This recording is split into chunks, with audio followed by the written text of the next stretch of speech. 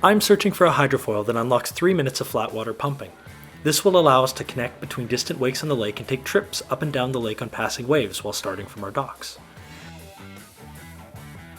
While my search is focused on foils, my search must also consider the board. At first I didn't think the board mattered, but anyone who's flown a stand-up paddleboard knows you're tired quickly while pumping. And anyone who's flown a board as small as a skateboard knows it's really hard to get out of the water. So it seems to reason the smallest board you can launch from the water should be best. I want to see if that's true, and today I will compare different board lengths and volumes to try to figure out which one is a pumping machine. Today we're going to try a number of different board lengths and volumes to see which one is the best for dock starting, thieving wakes, and pumping between distant wakes on the lake.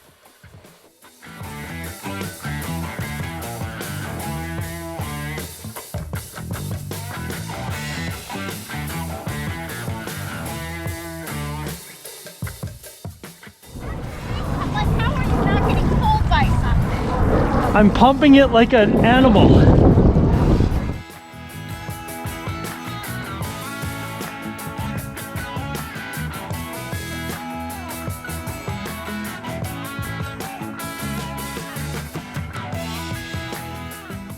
For nearly all of the foiling I've been doing, I've been using this 3-foot 6-inch Dwarf Craft Micro from Slingshot.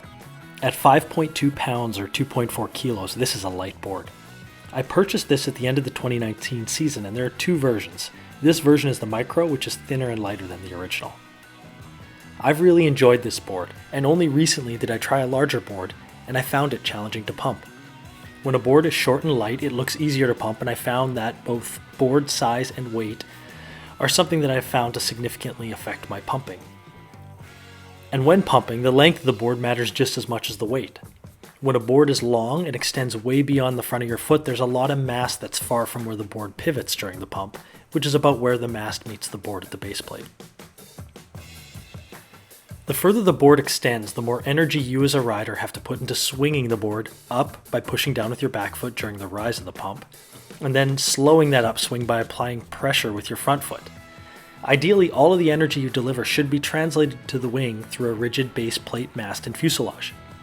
Having the extra weight of the board to maneuver is just energy lost that would otherwise help propel you forward. Ideally, you want the smallest board possible. So I tried something much smaller and pulled out my 25-year-old skateboard from Girl. We put 4 holes in the board to adapt the base plate, and after about 10 attempts I couldn't get out of the water. On the lake, the board's only purpose foiling behind a boat is to get you out of the water. The drag of your body is enormous, and the sooner a board can begin to plane when pulled, the sooner you can get to takeoff speed.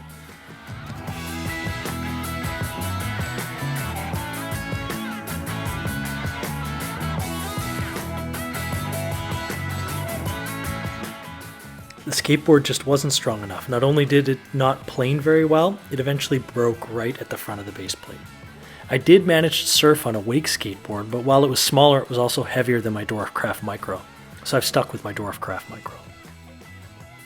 This board is 3 foot 6 inches.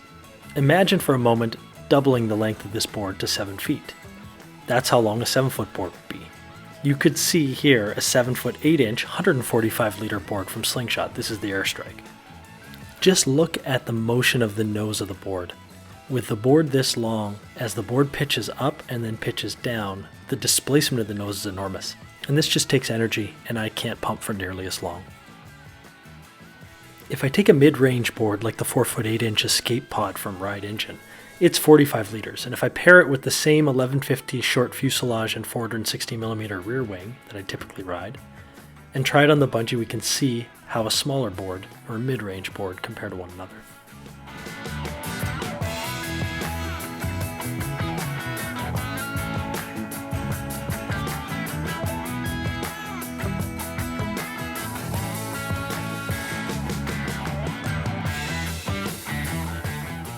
By moving the mast more forward, the distance from the base plate to the nose is shorter, reducing the swing weight of the board. That helps, but only a bit. The foot position is a consequence of the foil's design, and I like to ride with my feet evenly loaded, so I can't just slide my front foot forward to address this swing weight issue.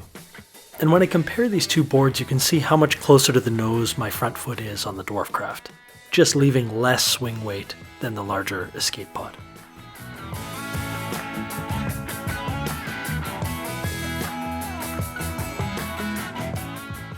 When I compared these two setups, carving through a course and performing a series of backside and frontside turns, I was amazed at the difference. On the bottom, when riding the smaller board, the pumping looks easier. I also think I can more precisely control the pumping cadence as compared to the larger board.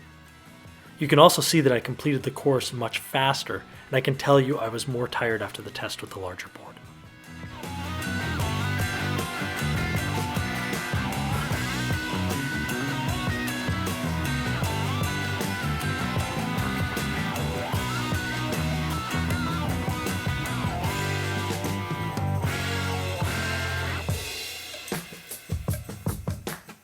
While I find it takes more energy to pump a larger board, I wanted to see if the extra weight and size affected the glide. It's always hard in this test to determine whether I enter the course with the same pumping speed, but in this test I couldn't really distinguish between the two glide distances of these setups.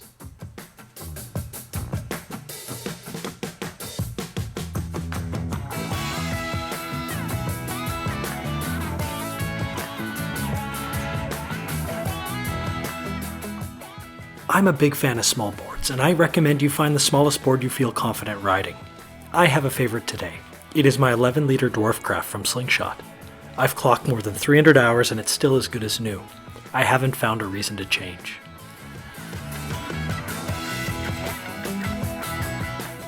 I'd love to hear your thoughts if you think there's a board out there that would help me pump longer and farther.